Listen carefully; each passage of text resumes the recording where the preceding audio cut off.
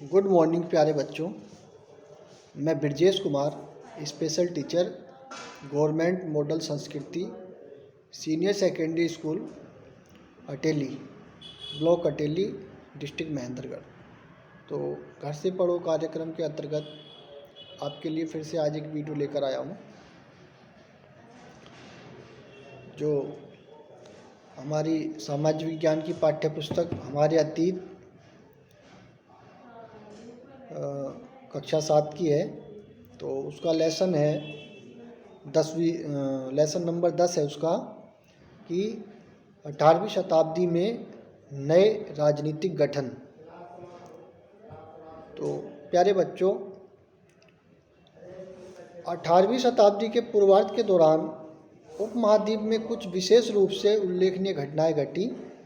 जैसे कई स्वतंत्र राज्यों के उदय से मुगल साम्राज्य की सीमाएं किस तरह बदली। 1765 तक ब्रिटिश सत्ता ने पूर्वी भारत के बड़े बड़े हिस्सों को सफलतापूर्वक हड़प लिया था। 18वीं शताब्दी एक ऐसी अवधि थी जब भारत में राजनीतिक परिस्थितियां अपेक्षाकृत एक छोटे से समय अंतराल में बड़ी तेजी से अचानक बदलनी शुरू हो गई थी। इस अध्याय में हम 18वीं शताब्दी के पूर्वार्ध, यानी मोटे तौर पर हम देखेंगे तो 1707 में जब औरंगजेब की मृत्यु हुई थी, जब से लेकर 1761 तक जब पानीपत की तीसरी लड़ाई हुई, तो इस समय के दौरान उपमहाद्वीप में उत्पन्न हुई नई राजनीतिक शक्तियों के बारे में हम इस लेसन में पढ़ेंगे। तो इसका टॉपिक है मुगल साम्राज्य और परवर्ती मुगलों के लिए संकट की स्थिति। तो जैसा कि इसका टॉपिक का नाम ही है मुगल साम्राज्य, तो प्यारे बच्चों, हमने जो पहले इससे लेसन पढ़े थे उनमें काफ़ी मुगल साम्राज्य के बारे में बताया गया था। तो उसमें बताया था उन्होंने कि भाई मुगल साम्राज्य अपनी सफलता की ऊंचाई पर किस प्रकार पहुंचा था, और फिर 17वीं शताब्दी के अंतिम वर्षों में उसके सामने तरह तरह के संकट किस प्रकार खड़े होने लगे। ऐसा अनेक कारणों से हुआ। बादशाह औरंगजेब ने दक्कन में 1679 से लंबी लड़ाई लड़ते हुए साम्राज्य के सैन्य और वित्तीय संसाधनों को बहुत अधिक खर्च कर लिया था। औरंगजेब के उत्तराधिकारियों के शासनकाल में साम्राज्य के प्रशासन की कार्यकुशलता समाप्त होने लगी और मनसबदारों के शक्तिशाली वर्गों को वश में रखना केंद्रीय सत्ता के लिए कठिन हो गया। सूबेदार के रूप में नियुक्त अभिजात अक्सर राजस्व और सैन्य प्रशासन यानी दीवानी एवं फौजदारी दोनों कार्यालयों पर नियंत्रण रखते थे। इससे मुगल साम्राज्यों के विशाल क्षेत्रों पर उन्हें विस्तृत राजनीतिक, आर्थिक और सैन्य शक्तियाँ मिल गईं। जैसे जैसे सूबेदारों ने प्रांतों पर अपना नियंत्रण सुदृढ़ किया, राजधानी में पहुंचने वाले राजस्व की मात्रा में कमी आती गई। उत्तरी तथा पश्चिमी भारत के अनेक हिस्सों में हुए जमींदारों के किसान विद्रोहों और कृषक आंदोलनों ने इन समस्याओं को और भी गंभीर बना दिया। कभी कभी ये विद्रोह बढ़ते हुए करों के भार के विरुद्ध किए गए थे और कभी कभी ये शक्तिशाली सरदारों के द्वारा अपनी स्थिति को सुदृढ़ बनाने की कोशिश थी। अतीत में भी विद्रोही समूहों ने मुगल सत्ता को चुनौती दी थी, परंतु अब ऐसे समूहों ने क्षेत्र के आर्थिक संसाधनों का प्रयोग अपनी स्थितियों को मजबूत करने के लिए किया। जिस तरह से धीरे धीरे राजनीतिक व आर्थिक सत्ता प्रांतीय सूबेदारों, स्थानीय सरदारों व अन्य समूहों के हाथों में आ रही थी, औरंगजेब के उत्तराधिकारी इस बदलाव को रोक ना सके। इस आर्थिक व राजनीतिक संकट के बीच ईरान के शासक नादिर शाह ने 1739 में दिल्ली पर आक्रमण किया और संपूर्ण नगर को लूटकर वह बड़ी भारी मात्रा में धन दौलत ले गया। नादिर शाह के आक्रमण के बाद अफगान शासक अहमद शाह अब्दाली के आक्रमणों का तांता लगा रहा। उसने 1748 से 1761 के बीच 5 बार उत्तरी भारत पर आक्रमण किया और लूटपाट मचाई। यानी नादिर शाह के बाद जो हमारा ये अब्दाली, अहमद शाह अब्दाली अफगान शासक था, उसने कई बार आक्रमण किया और केवल 1748 से 1761 यानी कि लगभग 12-13 सालों के बीच में ही उसने 5 बार उत्तरी भारत पर आक्रमण किया। ठीक है, हम थोड़ा सा बच्चों पढ़ेंगे नादिर शाह का दिल्ली पर आक्रमण के बारे में। 1739 में नादिर शाह ने मोहम्मद शाह रंगीला को करनाल के युद्ध में पराजित किया। वह इसी रास्ते करोड़ों का कीमती सामान, हीरे जवाहरात, आभूषण आदि को लेकर चला गया।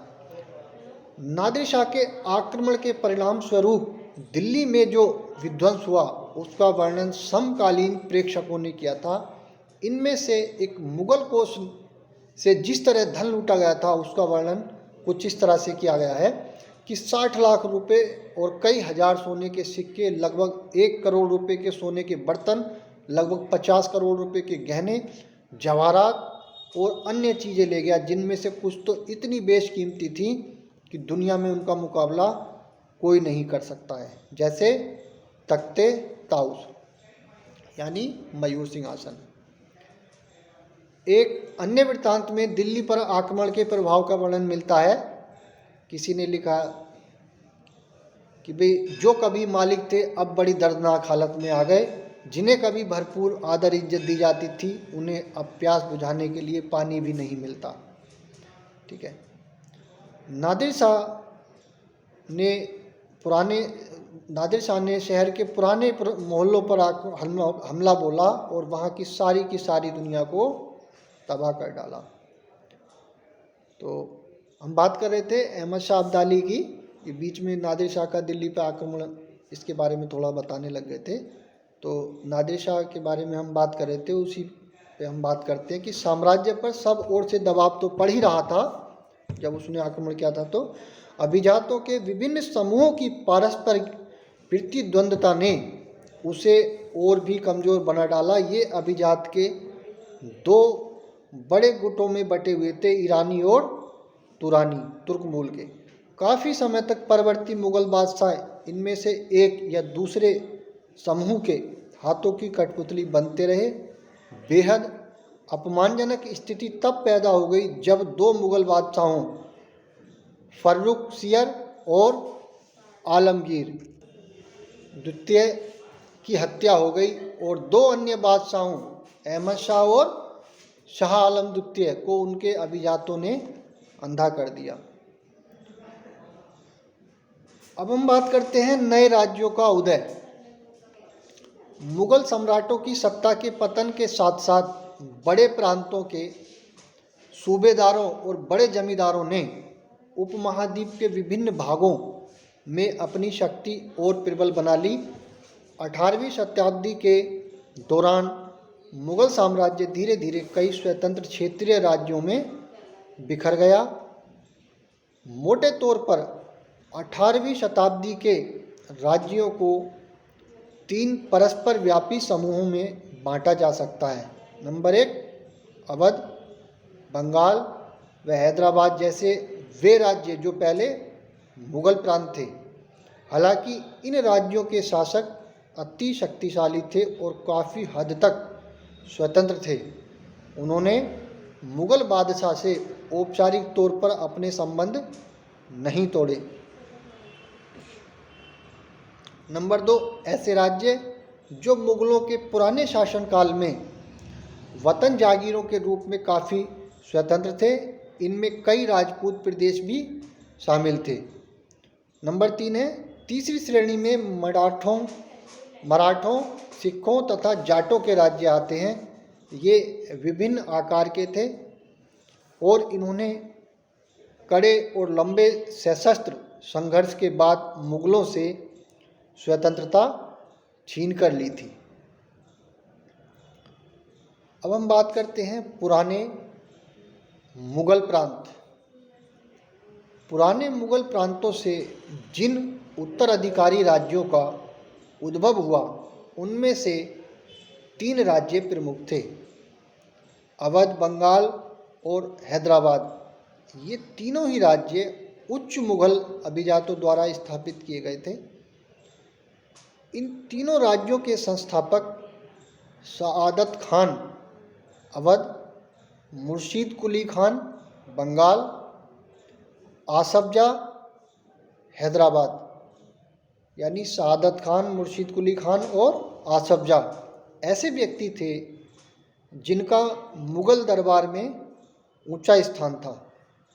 मुगल बादशाहों को उन पर भरोसा और विश्वास था, यानी इन तीनों पर मुगल दरबार काफ़ी विश्वास करता था और इनको एक ऊंचा स्थान प्राप्त था, है ना। तो आसफ जाह और मुर्शीद कुली खान दोनों को 7-7 हजार जात का दर्जा मिला हुआ था, जबकि सआदत खान की जात का दर्जा 6000 था।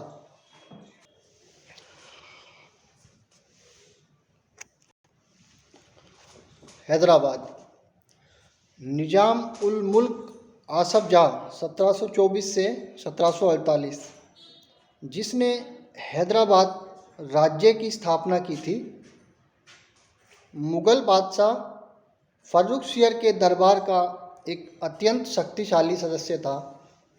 उसे सर्वप्रथम अवध की सूबेदारी सौंपी गई थी और बाद में उसे दक्कन का कार्यभार दे दिया गया था। 1720 से 1722 के मध्य ही दक्कन प्रांतों का सूबेदार होने की वजह से आसफ जाह के पास पहले से ही राजनीतिक और वित्तीय प्रशासन का पूरा नियंत्रण था। दक्कन में होने वाले उपद्रवों और मुगल दरबार में चल रही प्रतिस्पर्धा का फ़ायदा उठाकर उसने सत्ता हथियाई तथा उस क्षेत्र का वास्तविक शासक बन गया। आसफ जाह अपने लिए कुशल सैनिकों तथा प्रशासकों को उत्तरी भारत से लाया था और वे दक्षिण में नए अवसर पाकर प्रसन्न थे। उसने मनसबदार नियुक्त किए और इन्हें जागीरें प्रदान की। हालांकि वह अभी भी मुगल सम्राट का सेवक था, फिर भी वह काफ़ी आज़ादी से शासन चलाता था। ना तो वह दिल्ली से कोई निर्देश लेता था और ना ही दिल्ली उसके कामकाज में कोई हस्तक्षेप करती थी। मुगल बादशाह तो केवल निज़ाम उल मुल्क आसफ जाह द्वारा पहले से लिए गए निर्णयों की पुष्टि कर दिया करते थे। हैदराबाद राज्य पश्चिम की ओर मराठों के विरुद्ध और पठारी क्षेत्र के स्वतंत्र तेलुगु सेना नायकों के साथ युद्ध करने में सदा संलग्न रहता था। पूर्व दिशा में निज़ाम उल मुल्क आसफ जाह कोरोमंडल तट पर स्थित वस्त्र उत्पादक धन संपन्न क्षेत्र पर अपना नियंत्रण प्राप्त करने की महत्वाकांक्षा रखता था, परंतु उनकी इस महत्वाकांक्षा पर उस क्षेत्र में ब्रिटिश शक्ति की उपस्थिति के कारण रोक लग गई। अब हम बात करते हैं अवध। बुरहान उल मुल्क सआदत खान को 1722 में अवध का सूबेदार नियुक्त किया गया था। मुगल साम्राज्य का विघटन होने पर जो राज्य बने उनमें यह राज्य सर्वाधिक महत्वपूर्ण राज्यों में से एक था। अवध एक समृद्धशाली प्रदेश था जो गंगा नदी के उपजाऊ मैदान में फैला हुआ था और उत्तरी भारत तथा बंगाल के बीच व्यापार का मुख्य मार्ग उसी में से होकर गुजरता था। बुरहान उल मुल्क ने अवध क्षेत्र में मुगल प्रभाव को कम करने की कोशिशों के चलते मुगलों द्वारा नियुक्त अधिकारियों की संख्या में कटौती कर दी और उसने जागीरों के आकार में भी कटौती की तथा रिक्त स्थानों पर अपने निष्ठावान सेवकों को नियुक्त किया। उसने अनेक राजपूत जमींदारियों और रुहेलखंड के अफगानों की उपजाऊ भूमि कृषि भूमियों को अपने राज्य में मिला लिया। तो प्यारे बच्चों, आज हमने इस वीडियो के माध्यम से 18वीं शताब्दी में नए राजनीतिक गठन इस पार्ट के बारे में जाना। तो घर पे रहें और अपनी तैयारी करते रहें, सुरक्षित रहें। धन्यवाद।